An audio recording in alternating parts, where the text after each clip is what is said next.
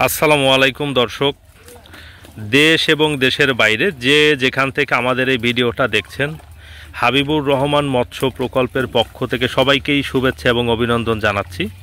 দর্শক, কথা বলছি আমি মোহাম্মদ মাহমুদ রাজীব এবং আমাদের মাছ চাষের যে প্রকল্প, এটার স্থান হচ্ছে ফরিদপুর জেলার ভাঙ্গা থানায়।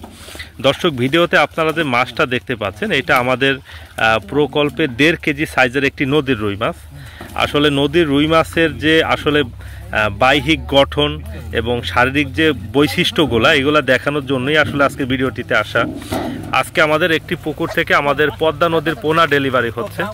আপনারা দেখতে পাচ্ছেন যে ট্রেতে করে পদ্মা নদীর পোনাগুলো বাছাই কার্যক্রম চলতেছে। তো 2-1টা মাছ আসলে পুরনো, গত বছরের মাছ ছিল এটার ভিতরে। এই পুকুরে যখন আমরা ট্রান্সফার করে ছেড়েছিলাম, এই পুকুরে যখন আমরা ধানি হয়েছিল যখন মাছগুলা, ওই টাইমে যখন এই পুকুরে কাটাই করেছিলাম, তখন এই মাছগুলা আমার যেটা ধারণা যে 1/2 কেজি সাইজের হয়তো ছিল। তো 1/2 কেজি সাইজ থেকে এখন মাছগুলা আনুমানিক প্রায় 1.5 কেজির মতো ওজন হবে, হয়তো একটু বেশি হতে পারে কিন্তু কম হবে না। তো নদীর রুই মাছ সম্পর্কে আমরা যে বিষয়গুলো বলি, দেখেন এই পুকুরটাতে আমরা প্রায় 3-4 মাস যাবত নার্সিং করছি। তো 3-4 মাসেই দেখেন যে 1/2 কেজির মতো সাইজ থেকে এটা প্রায় 1.5 কেজি 1.25 কেজি ওজন হয়ে গিয়েছে। তো এটাই আসলে নদীর মাছের বৈশিষ্ট্য। নদীর মাছ অনেক দ্রুত বর্ধনশীল, খুব দ্রুত আসলে বড় হয়। কিন্তু এরকম 1.5 কেজি 1.25 কেজি সাইজের একটা মাছ উৎপাদন করতে গেলে কোনো চাষি ভাইয়ের দেখা যায় যে 1 থেকে 1.5 বছর লেগে যায়, ভালো জাতের পোনা না হওয়ার কারণে। এখন নদীর মাছ যে আমরা বলি যে এটা দেখতে একটু হ্যাচারির মাছের থেকে আলাদা, কেন বলি? এই আলাদার বিষয়টা হচ্ছে অনেক সময় পানির উপরেও নির্ভর করে। ধরেন পানির গভীরতা যদি বেশি না থাকে, পানির গভীরতা কম থাকলে তো সব মাছই আপনারা জানেন যে একটু সাদা টাইপের হয়ে যায়।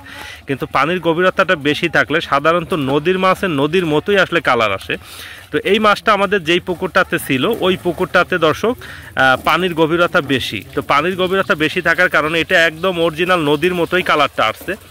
এটার যেটা স্পেশাল একটা বিষয়, দেখেন এই মাছগুলো যখন 7 কেজি 8 কেজি 10 কেজি হয়, আর আপনারা জানেন যে যারা সাধারণত বড় সাইজের মাছটা চাষ করেন, এই বড় মাছ কিন্তু নদীর মাছ ছাড়া হয় না। হ্যাচারির মাছ দিয়ে কিন্তু সাধারণত 7 কেজি 8 কেজি বা 5-6 কেজি সাইজের যে মাছ, ওইগুলা কিন্তু 3 বছর 4 বছরও উৎপাদন করা সম্ভব হয় না অনেক ক্ষেত্রে। আবার আরেকটা সমস্যা আছে, ডিম চলে আসলে কিন্তু প্রায় 4-5 মাসের মতো গ্রোথ হয় না।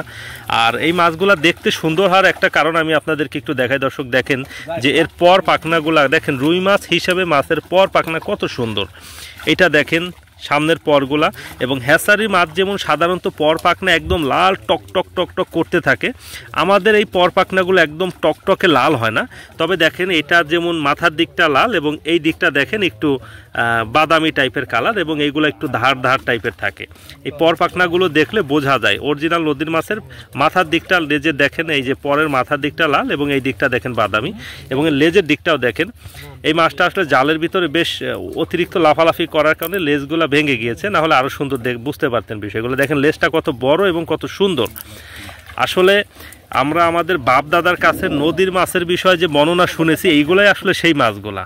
এই মাছটার আরেকটা বিষয় হচ্ছে, এটা যখন অনেক বড় হয়, দেখেন যে মাথাটা কতটুকু ছোট, আমার হাতের ভিতরে দেখেন আসতেছে কত ছোট হয়ে গেছে মাথাটা। এই মাছটার মাথাটা কিন্তু আরও অনেক বড় হওয়ার কথা ছিল। নদীর মাছ আরও যখন বড় হবে, মাথা আরও ছোট হবে। আর এটার একটা দেখার বিষয় হচ্ছে স্কিনটা দেখেন, মনে হচ্ছে যেন সোনা এবং রূপা দিয়ে মুড়িয়ে দেওয়া আছে, একদম দেখার মতো সৌন্দর্য। এইগুলাই হচ্ছে নদীর মাছের একটা বাহ্যিক সৌন্দর্য যেটাকে বলে। আর এই মাছটা দর্শক অনেক চাপের ভিতরে, তো আমাদের এই পুকুরে অনেক পোনা আছে। আমাদের এই পুকুরে প্রায় যদি সব বলি যে ছোট বড় সব মিলিয়ে প্রায় 1.5 থেকে 2 টন পোনা আছে। এই 1.5 থেকে 2 টন পোনা ভিতরেই মাছটা হয়েছে। এই যে পুকুরে যদি মাছের পরিমাণ কোয়ান্টিটি যদি কম হতো, তাহলে কিন্তু বডি ওয়েট আরও ভালো হতো এবং আরও মোটা তাজা হতো। মাছটা যেমন একটু লম্বাটে টাইপের হয়েছে, লম্বাটে টাইপের হওয়ার কারণ হচ্ছে অনেক ডেনসিটিতে, এই জন্য। আর নদীর মাছের যে বিষয়টা ঘটে, সাধারণত বর্তমান যে বিজ্ঞানের আবিষ্কার, মৎস্য অধিদপ্তরের যে আবিষ্কার, আপনারা সুবর্ণ রুই বলেন বা G3 রুই বলেন, যে নতুন জাতের যে রুই মাছগুলো বের হয়েছে, ওইগুলা যেমন অনেক লম্বা টাইপের হয়, কিন্তু আমাদের এই মাছগুলা যেমন একটু গোলগাল টাইপের, অর্থাৎ এর বডি ফিগার ভালো থাকে, যেমন এই ঘাড়াটা একটু মোটা টাইপের থাকে, হ্যাঁ, দেখতে অনেক সুন্দর হয় আর কি।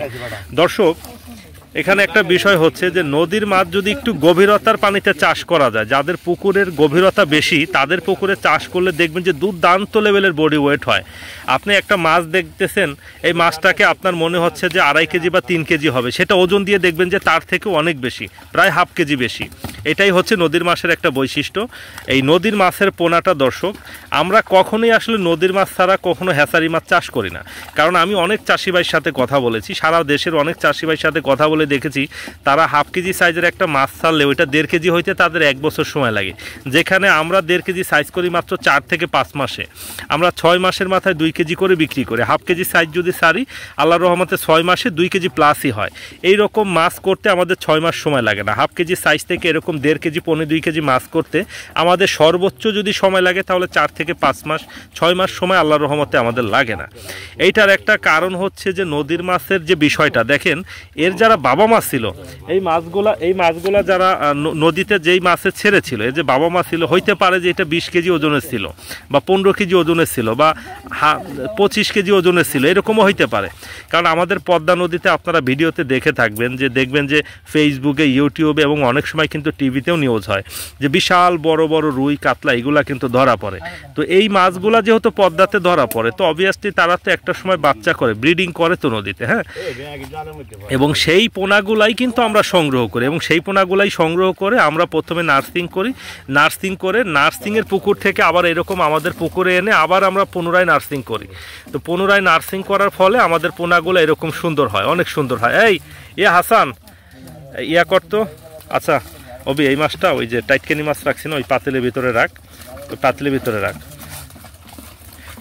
ওই পাতিলের ভিতরে টাইটকেনি মাছের। এই শহীদ ভাই, ওই পাতিলের ভিতরে কিছু রুই কাতলা দাও তো, দাও রুই কাতলা দাও, 1 চাপা দাও, হ্যাঁ 1 চাপা দাও, সব মিলাই দাও।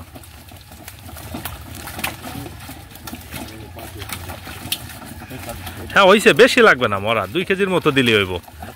2 কেজির মতো হবে, দে আর কটা দে, হ্যাঁ দে 1 চাপা দে, 22 দিতে হবে কেন, 1 চাপা দিবি, হ্যাঁ যেটা আছে ওইটাই ঠিক আছে। নিয়ে আয়, কালীবাস উঠছে নিয়ে, উঠলেও কম। দর্শক, বড় যে রুই মাছ দেখলেন ওই মাছেরই জাত এইগুলা, এবং ওই মাছটা যে নদীর, এই মাছগুলো একই নদীর। ধরতো ইয়া অভি মাছ ধরতো ভাই, দেখেন যে আমাদের রুই মাছগুলা কত সুন্দর। এই বড় মাছটা ধর, এটা একটু বোঝা যায়, এটা ধর। দেখেন দর্শক, যে নদীর মাছ বোঝাই যায় আসলে, এগুলা মিলে না অন্য কোনো মাছের সাথে, বেসিক্যালি এগুলা অ্যাডজাস্ট হয় না। দেখেন এই ছোট বয়সেই, একটু ধর একটু সুন্দর করে, এই ছোট বয়সেই দেখেন যে সৌন্দর্যটা কত সুন্দর। এই পুকুরে আসলে অনেক মাছ, তো অনেক মাছ থাকার কারণে এর স্বাস্থ্যটা একটু মোটামুটি হয়েছে, হ্যাঁ, কিন্তু মাছ যদি অনেক কম হতো তাহলে দেখা যেত যে আরও ভালো স্বাস্থ্য হতো। দেখেন যে কত সুন্দর, পর পাখনা সুন্দর, এর গেট আপ সুন্দর, বডিটা দেখেন কত ছড়ানো, এইগুলা লেজের দিকটা দেখেন। নদীর মাছ চিনবেন কীভাবে বইলা দেয়, এইখানটা দেখবেন কিছুটা বাদামি এবং মাথার দিকটা লাল, আর যেটা হ্যাচারি মাছ এটা একদম টকটকে লাল থাকবে, এটা কিন্তু বোঝার একটু। এটা কাতলা দর, বড় একটা কাতলা দর, হ্যাঁ দেখেন দর্শক, এইটা আমাদের নদীর কাতলা মাছ আমাদের পুকুরে এই বছর বেশি হয়ে গেছে। রুই অপেক্ষা কাতলা মাছের প্রোডাকশনটা এই বছর বেশি হয়েছে নদীতে, এই জন্য কাতলা মাছের স্বাস্থ্য একটু খারাপ। কোনো পুকুরে আছে কাতলা মাছ পরিমাণে কম, সেই পুকুর অনেক বড় বড় হয়ে গেছে। এটা দেখেন নদীর কাতলা মাছ, দেখেন কত সুন্দর, আলহামদুলিল্লাহ এগুলা খুব সুন্দর মাছ হয়েছে আলহামদুলিল্লাহ। আর ছোটো মোড়ো 1 চাপা মিলাই ধরতো, 1 চাপা ধর, 1 চাপা এমনি 2 হাত দিয়ে ধর। হ্যাঁ দর্শক দেখেন এইগুলো অ্যাভারেজ আমাদের পোনাগুলো, এইগুলো হয়তো অ্যাভারেজে 15 থেকে 20টাতে কেজি হবে অ্যাভারেজে, হ্যাঁ 15টা হবে না, 25টাই কেজি হবে অ্যাভারেজে, তাই না, 20-25টাতে কেজি হবে। এগুলো আসলে ফাস্ট গোয়িং মাছ আর কি, ছোটো মাছের ভিতরে কিছু বড় মাছ থাকে, এটা যেমন ফাস্ট গোয়িং। দেখেন নদীর মাছগুলা ফার্স্ট গোয়িং, সেকেন্ড গোয়িং এরকম কোনো কথা নাই, হ্যাঁ মাথার আগার কোনো কথা নাই, নদীর সব মাছই ভালো। যেইটা আসলে বড় মাছে বাচ্চা, ধরেন যে নদীতে তো হাজার হাজার মাছে বাচ্চা ছাড়ে, 20 কেজি 25 কেজি বড় বড় মাছে ছাড়ে, আবার 5 কেজি মাছেও ছাড়ে। তো যেইগুলো অনেক বড় বড় মাছের বাচ্চা সেইগুলো একটু দ্রুত বড় হয়। যেমন একই মাছের ভিতরে একটা জিনিস দেখেন, এই রুই মাছটা দেখেন একটু ছোট, এইটাও যদি আমি বলি যে বাংলাদেশের যে কোনো হ্যাচারির থেকে ভালো মাছ, যে কোনো হ্যাচারির 1 লক্ষ মাছের মাথার মাছটা চাষ করবেন, আর আমাদের এইখানে এই পুকুরে যে মাছ আছে, হ্যাঁ এগুলো 1 লক্ষ মাছের যে গোড়ার মাছ, মানে খারাপ মাছটা মানে ফাস্ট গোয়িং না আর কি, নিচের মাছটা চাষ করবেন, তার থেকে ভালো গ্রোথ ইনশাল্লাহ পাবেন। আর এইখানে দেখেন দর্শক যে একটা বিষয় হচ্ছে এর ভিতর যে ছোট মাছটা, এইটাও যে কোনো হ্যাচারির থেকে ইনশাল্লাহ ভালো হবে, এবং শুধু ভালো হবে না, কোটি গুণ ভালো হবে। এবং দেখেন এইগুলো ফেলাই মরে যাবে।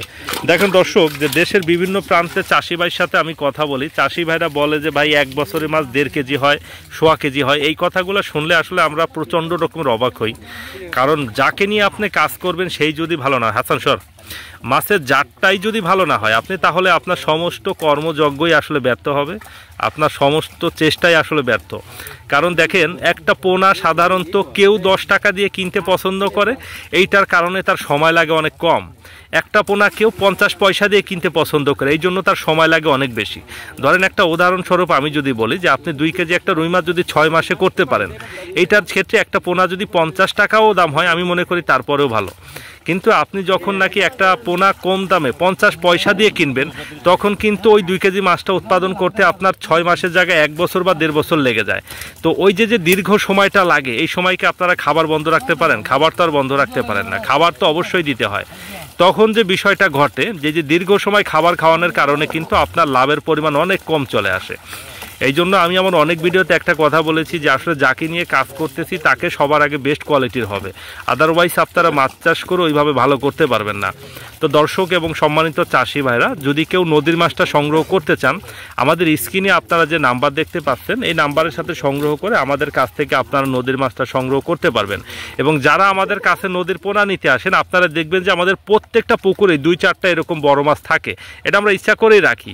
অনেক সময় চাষি ভাইরা দেখে একটু বিষয়টা ভালো ফিল করে, এবং পাশাপাশি অনেক সময় দেখা যায় জাল টাল টানলে আমরা বাসায় খাওয়ার জন্য 2-1টা নেই, এরকম 2-4টা মাছ থাকলে গ্রোথ খুব একটা ভালো হয় না, অনেক চাপে থাকে, ছোট মাছের সাথে বড় মাছ খুব একটা ভালো হয় না, তারপরও ভালো হয়। কারণ এইগুলা নদীর মাছ, তো এদের স্টেবিলিটি ভালো থাকে, টিকে থাকতে পারলেই আসলে ভালো গ্রোথ আসে। তো দর্শক সবাই ভালো থাকবেন, সুস্থ থাকবেন, দোয়া করবেন আমাদের জন্য।